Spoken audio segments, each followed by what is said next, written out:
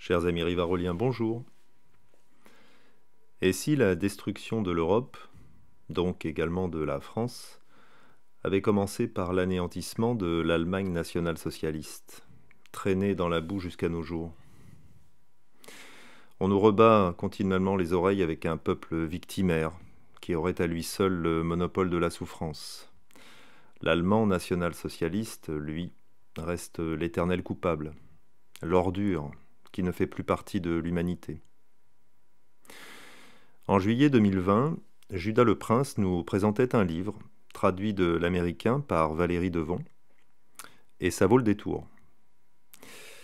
Cet article, que vous pouvez retrouver en page 8 de Rivarol numéro 3434, s'intitule « Le Salbosch, raconté aux braves gens, plus d'un siècle de calomnies qui ont détruit l'Europe ». Qui connaît Brenton Lawrence Bradbury? Quelques initiés sans doute. Cet officier de l'aéronavale américaine de 1955 à 1977 est décédé en septembre 2019. Il a commis en 2012 un ouvrage passé inaperçu, The Myth of German Villainy, publié par Author House, Bloomington, Indiana. Il est traduit aujourd'hui sous le titre de « Le Salbosch, raconté aux braves gens » par Valérie Devon. Qui est Valérie Devon? Là encore, seuls les initiés savent que c'est Didi 18 sur le net.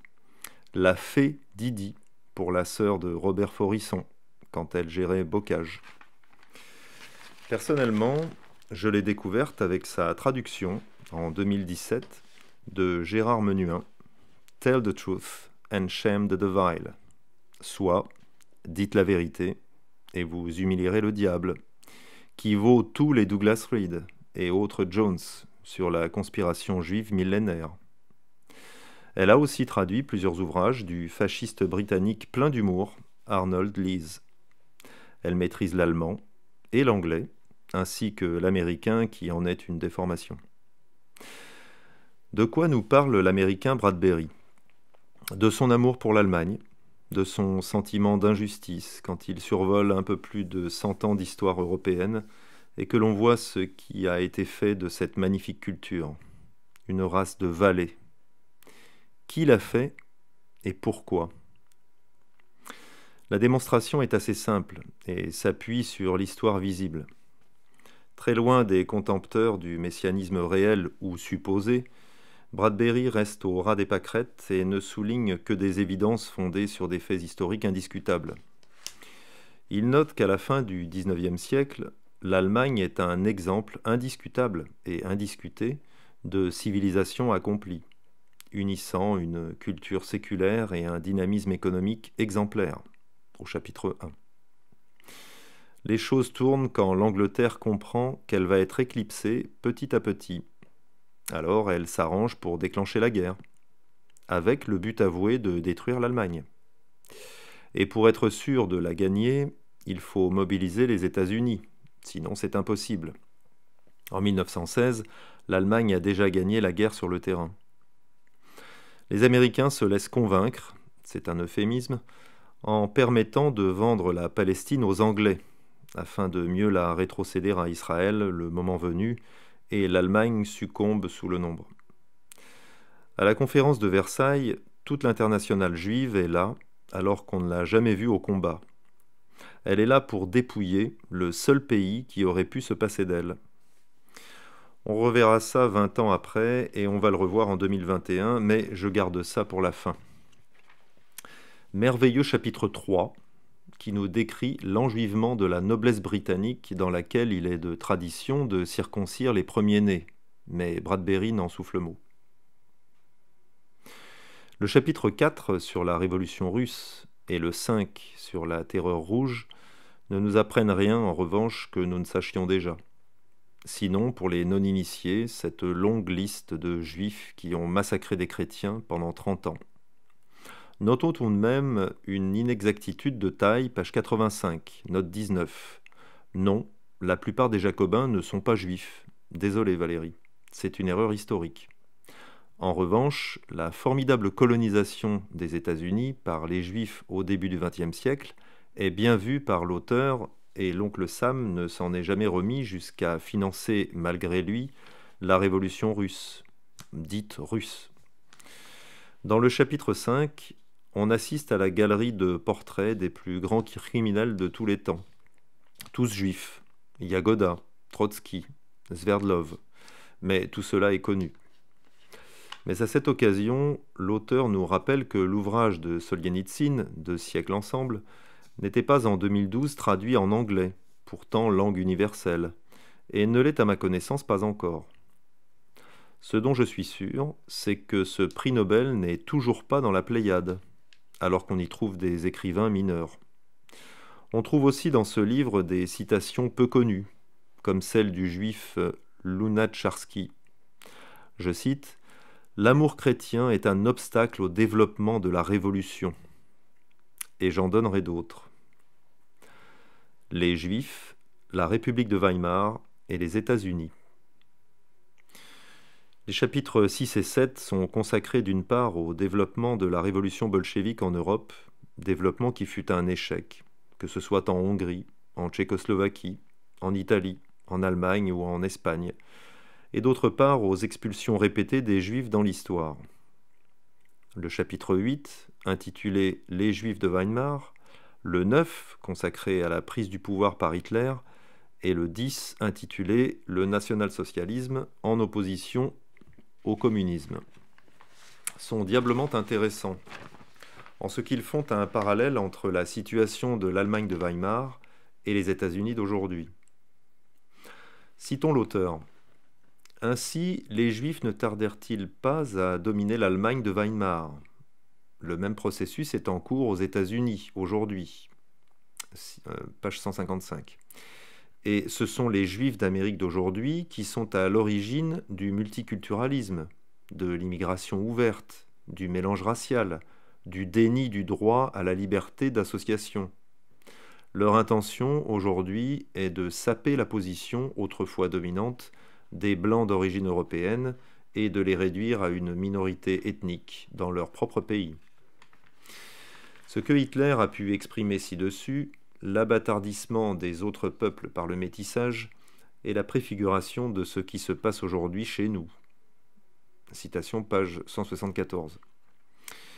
Et un peu plus loin, de nombreuses comparaisons peuvent être faites entre la période, la fin de la République de Weimar, et l'Amérique d'aujourd'hui. Le mythe américain, fondé sur la foi chrétienne et les idéaux des pères fondateurs, est en but aujourd'hui à des attaques constantes et il fait l'objet quotidiennement de corruption. Page 187, note 34. Plus directement, l'auteur estime que la Grande-Bretagne et les États-Unis portent le fardeau du déclin de la civilisation occidentale après 1945.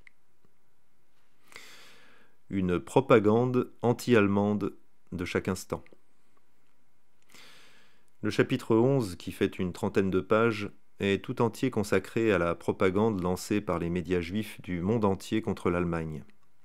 Propagande nécessaire, car le pouvoir financier de l'époque a clairement perçu la menace d'une économie qui pouvait se passer de lui. Ramassis de fake news, comme on dirait de nos jours, ces quelques années de propagande ont marqué les esprits et, hélas, les marquent toujours. Je cite « Alors que le boycott des magasins juifs en Allemagne ne dura qu'une seule journée, le boycott juif envers l'Allemagne perdura et s'intensifia dans les années qui suivirent. » À retrouver en page 203. L'ouvrage publie en français puis en anglais, en annexe, l'intégralité du discours d'Amsterdam de juillet 1933 de Samuel Untermyer, président de la Fédération juive internationale de lutte contre l'oppression hitlérienne des Juifs. C'est le texte fondateur de la calomnie anti-allemande, qui servira de base à tout ce qui pourra être écrit par la suite. On y note au passage que, pour lui, les Juifs sont les aristocrates du monde. L'auteur, quant à lui, résume bien les choses. Je cite « Les trois facteurs motivants de la culture juive qui semblent influencer le plus leur vision du monde et qui régissent leurs relations avec leurs hôtes non-juifs, parmi lesquels ils vivent, sont le mythe de la persécution, le fantasme de leur extermination et leur soif de vengeance. À retrouver en page 217. Le chapitre suivant, qui traite des accords entre nazis et sionistes, renvoie à des choses déjà connues, mais comme toujours, ce livre apporte un petit plus, et notamment la photo d'une pièce de monnaie frappée en l'honneur de l'effort conjoint du Reich et des sionistes pour relocaliser les Juifs en Palestine, avec d'un côté la croix gammée et de l'autre l'étoile de David. L'auteur chiffre à 500 000 Juifs le nombre de Juifs d'Europe arrivés en Palestine fin septembre 1940, selon les sources de l'agence juive Palcor.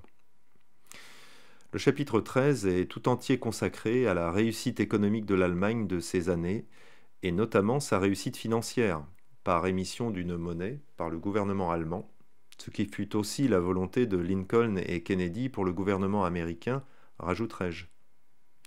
Là encore, ce qui fait l'intérêt de cet ouvrage, ce sont ses sources. Le gouvernement allemand fut encensé par des intellectuels et des politiques britanniques qui le saluaient pour ses réussites.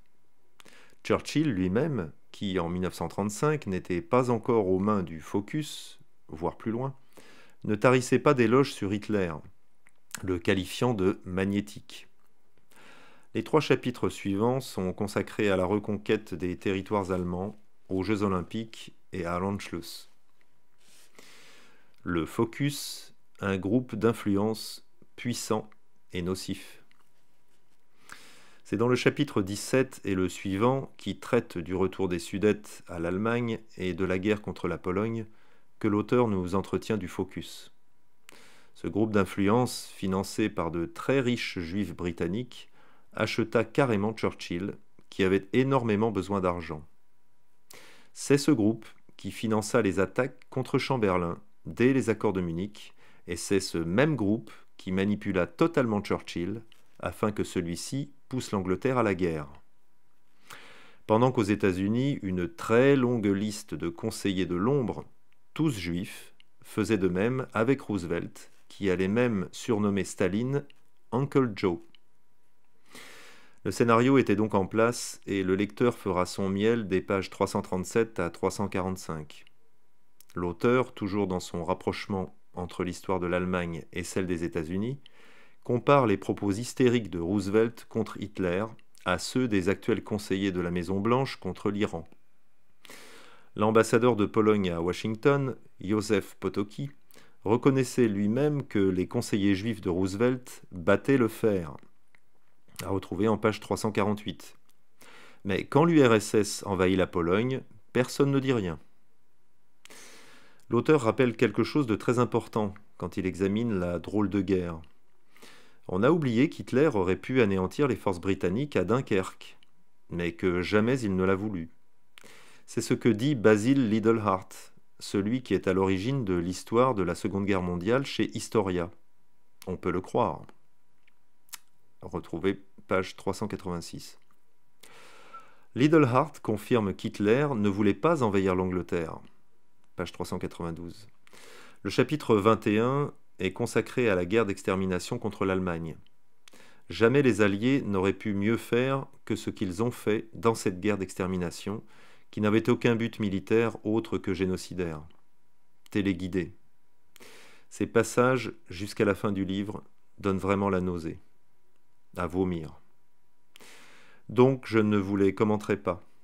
Lisez cependant Leonora Gayer, prisonnière brésilienne, et l'idéologue Ilya Ehrenburg, et vous aurez tout compris.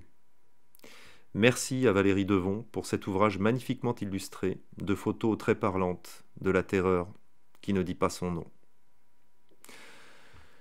Pour commander le livre Le sale Bosch, raconté aux braves gens, rendez-vous sur Didi18 édition au singulier.com. Rendez-vous également sur la chaîne de Didi18 sur le site Odyssée. Un article, j'en perds le journal, un article de Judas Le Prince, donc à retrouver en page 8 du numéro 3434 de Rivarol du 22 juillet 2020. Chers amis, à bientôt.